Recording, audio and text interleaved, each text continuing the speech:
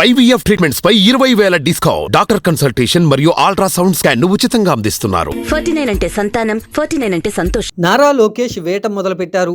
ఆయన ఎన్నికల ముందు కూడా వైసీపీ నేతలకు గట్టి వార్నింగ్ ఇస్తూనే వస్తున్నారు.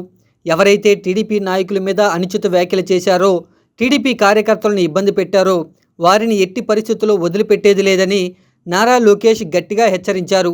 నేను మా తండ్రి అంత మంచివాడిని కాదని, మూర్ఖుడిని అని ఆయన ఈ సందర్భంలోనే తెలిపారు.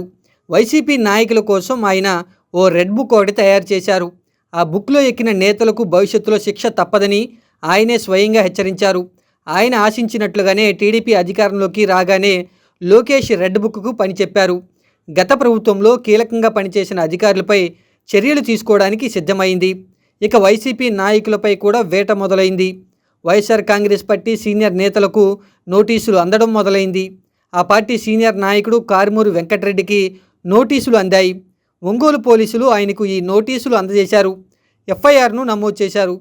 ఒంగోలు వడ్డేపాలెంలోని ఆయన నివాసానికి వెళ్ళి నోటీసులు ఇచ్చారు. త్వరలోనే వైసీపీ కీలక నాయకులను పలు కేసుల్లో అరెస్టు చేసే అవకాశాలు కనిపిస్తున్నాయి.